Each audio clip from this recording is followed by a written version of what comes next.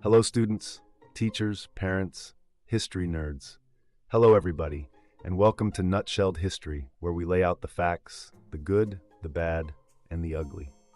We continue with our Modern World History series by looking at the unification of Germany. Don't forget that there's a link for a fill-in-the-blank worksheet in the description. Feel free to use it. I just ask that you like and subscribe. I apologize for any mispronunciations ahead of time. I do my best. All right, let's go. In the early 1800s, German-speaking peoples lived in a number of German states. Many also lived in Prussia and the Austrian Empire. There was no unified German nation. However, in the mid-19th century, events unfolded that eventually led to a united Germany. Between 1806 and 1812, Napoleon invaded these lands. He organized a number of German states into the Rhine Confederation. After Napoleon's defeat, the Congress of Vienna created the German Confederation. This was a weak alliance of German states headed by Austria. In the 1830s, Prussia created an economic union called the Zollverein. This union removed tariff barriers between many German states, yet they remained politically fragmented. Otto von Bismarck, the Chancellor of Prussia, led the drive to unite the German states under Prussian rule. Bismarck was a master of realpolitik, or realistic politics based on the needs of the state. After creating a powerful military, he was ready to pursue an aggressive foreign policy. Over the next decade, Bismarck led Prussia into 3 wars. Each war increased Prussian power and paved the way for German unity. In 1866, Bismarck created an excuse to attack Austria. The Austro-Prussian War lasted only 7 weeks. Afterwards, Prussia annexed several North German states. In France, the Prussian victory angered Napoleon III. A growing rivalry between the two nations led to the Franco-Prussian War of 1870. Bismarck created a crisis by rewriting and releasing to the press a telegram that reported on a meeting between William I of Prussia and the French ambassador. Bismarck's editing of the telegram made it seem that William I had insulted the Frenchman. Furious, Napoleon III declared war on Prussia, as Bismarck had hoped. The Prussian army quickly defeated the French. Delighted by the victory, German princes persuaded William I to take the title Kaiser of Germany. In January 1871, German nationalists celebrated the birth of the Second Reich. Bismarck drafted a constitution that created a 2-house legislature.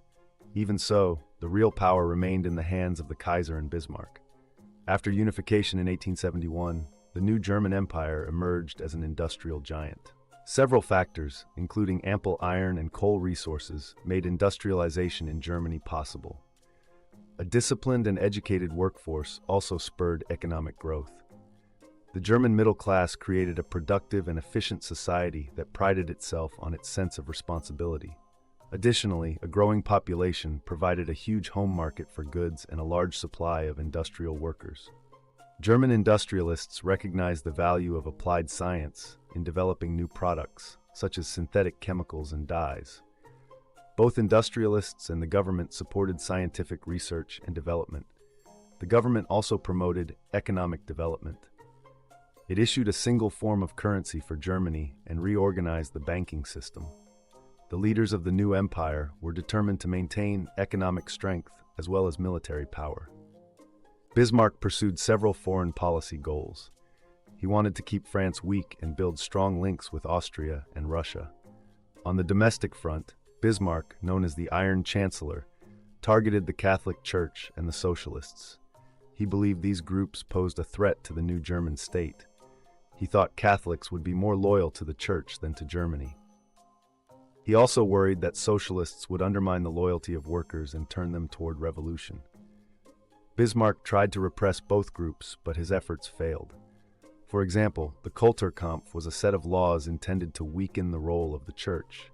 Instead, the faithful rallied to support the Church. When repressing the Socialists failed to work, Bismarck changed course and pioneered social reform.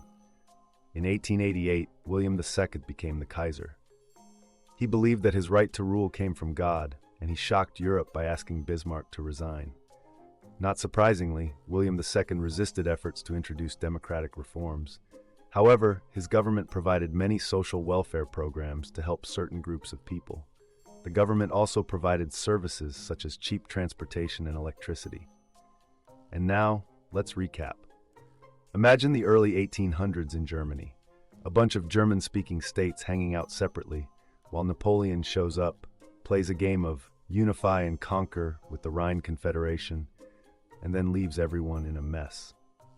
Fast forward, Prussia gets tired of all this and creates the Zollverein, a cool economic club that still leaves the states politically fragmented.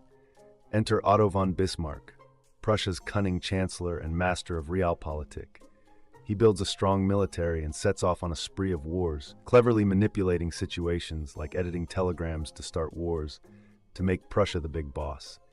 By 1871, he unites the German states under Kaiser Wilhelm I, sparking an industrial boom.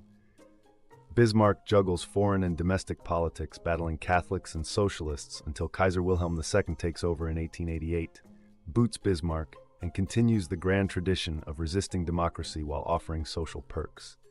And thus, Germany becomes an industrial and military powerhouse, all thanks to some strategic scheming and timely wars. There you have it, folks. That is the unification of Germany nutshelled. Thanks for stopping by Nutshelled History. Don't forget to go a little nuts on those like and subscribe buttons. It helps me feel united with y'all. Was OBV the master of realpolitik? Let us know what you think in the comments down below.